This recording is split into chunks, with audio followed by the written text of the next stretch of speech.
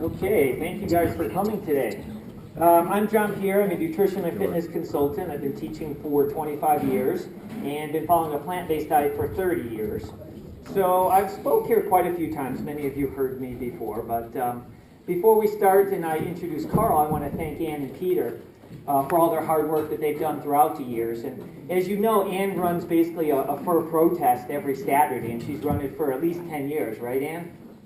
12 in March. 12 in March, okay, so she's out there every Saturday, and Peter and her have been working tirelessly, and they put on the Veg Conference every year, and they do a lot of hard work, and they put this event together to bring people together, so I want to acknowledge them and thank them for all the good that they've done.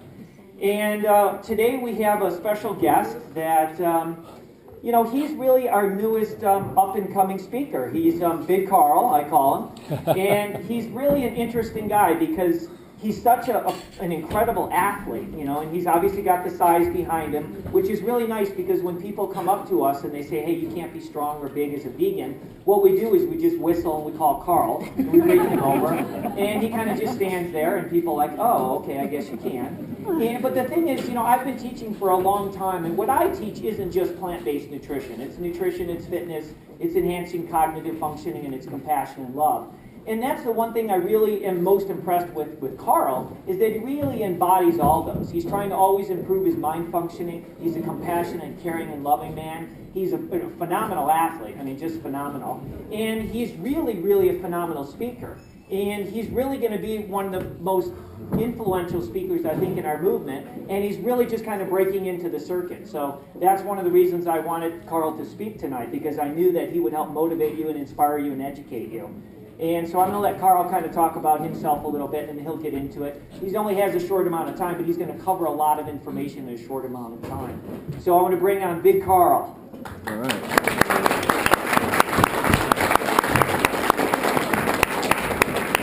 Hey, thanks, Vicky.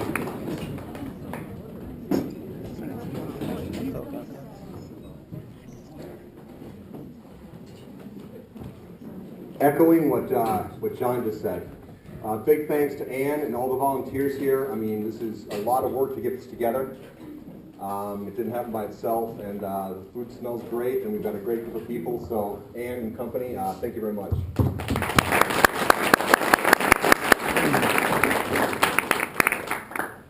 It's 7:30 in the morning. I'm 600 feet up a vertical icy cliff on the east face of Longs Peak in Rocky Mountain National Park, Colorado. The wind chill is below zero. I'm on a technical ice climb, and going up doesn't just look hard, it looks almost impossible. I've been up since 12:30 a.m. Already driven to Estes Park, hiked six miles in 4 hours in deep snow with heavy packs. Now climbing up higher is beyond intimidating and maybe not possible. A slight mistake on my part would be disastrous. The next 70 feet are the technical crux, the hardest part of the climb. And I need extreme focus and 100% commitment to get through this. I know I can do it. Doubt and failure are not options. Succeeding at this, going for it, making it to the top through terror, pain, and hardship has been among the greatest things I've ever done in my life, until now. Being a voice for the 50+ billion animals that are killed each year in the U.S. for food, and having this opportunity to speak to you is as exciting and rewarding to me as hard alpine climbing. This is not about me at all. It's about helping animals, helping the planet, and helping yourselves by committing, being true to clear principles. If you're already a vegan or a vegetarian or an omnivore that got dragged here by a nutty friend, thank you very much for coming. If I can connect with one or a few people here today, it'll be a good day. Thanksgiving is especially important to me because it's my veganiversary. I'm starting in year 7 as a vegan, and I've never been not long enough, unfortunately, but better late than never. Right now, I feel better than I ever have in my life, and not just physically, in which I've been able to almost literally turn the clock back and improve upon what I thought was a pretty decent fitness level. I am as strong, faster, leaner, recover better, and have better endurance than 10 years ago, and I work out less now. Go figure. Emotionally, I now feel so good it ought to be illegal. I became vegan not only for compassion reasons, but also for health benefits and athletic gains. Common to many athletes, there's a simple litmus test. Does what I'm eating make me perform better? To which the answer, if vegan is done correctly, is overwhelmingly yes. Once on the plant-based diet path, I continued to educate myself. My awareness of animal suffering grew, and my compassion for them became first and foremost in my mind. And now it's my number one concern. If it suddenly came out that eating plants is bad for you, caused heart disease, diabetes, cancer, I would remain steadfast on being vegan rather than be a part of cruelty, suffering, and death. Removing myself from that system of animal oppression as much as possible has been very empowering to me, but there was another benefit I did not foresee. Remember the first time you fell in love? Real head over heels stuff, maybe high school, college. Life couldn't be any better. You finally understood what all those sappy love songs were about. The elation in your body was literally overflowing. You could think about nothing else. People, I'm here to tell you that committing to veganism feels just like that. Initially, it might not be so strong, depending on the reasons you're cutting back on animal products, vegetarian, or working on being vegan. As I said, I had to evolve a little bit to get to that point, this point. With discipline and fortitude, to stick with being vegan, it grows into a feeling of love and contentment that you need to feel to believe. Removing yourself without compromise from the god-awful, horrific system that is animal production opens up a new world of peace, love, and understanding. You are now free. I need your help. The world needs your help. This beautiful earth needs your help like never before. There's a very well-coordinated, well-financed effort right now to continue and expand animal flesh production at an unheralded rate. Literally hundreds and hundreds of millions of dollars are being spent by our government to promote and increase animal consumption.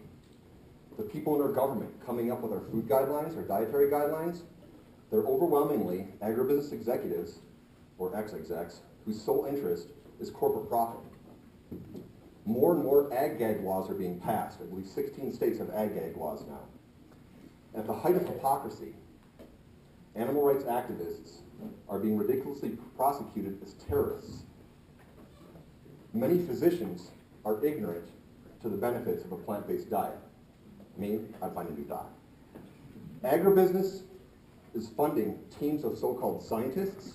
What they do is they scour scientific literature. They try to find things that say that animal products are bad for us. And what they do is they twist that. Then commercial cable news repeats the spin 24/7. People then incorrectly can conclude that there's legitimate debate to the environmental and health aspects of eating animals. As minority and LBGT rights are expanding now, as our society is progressing, we're seeing more gay marriages being passed all the time. Great. However, farm animal rights are not progressing. They're going backwards. Right now, farm animals have less protection than they did 30 or 40 years ago. And right now, the current administration is looking at ways to have less oversight over animal product production. So, not good times. This is almost a David versus Goliath scenario. But our side has truth and momentum. There's more and more scientific literature showing the health and environmental risks of consuming animals and the benefits of a plant-based diet. Kind of like the debate of global warming or global climate change. In the scientific community, there is no legitimate argument. People in their hearts are very compassionate against animal cruelty, and literally nobody is pro-factory farm. More people are aware that a plant-based diet will literally save the world.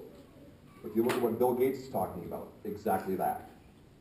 Dairy milk product production is on a decline as more and more people are realizing that bovine hormonal secretions do nothing good for anyone or anything other than a baby calf. More people are aware what Paleolithic people actually ate. Hint, 90+% vegan and 100 grams of fiber a day. Try to eat 100 grams of fiber a day. There's more vegan restaurants opening all the time. There are more new vegan foods coming out all the time. We are being outspent 100 to 1, but we have a clear and piercing voice of love and commitment to helping animals that is growing more each day. What can you do?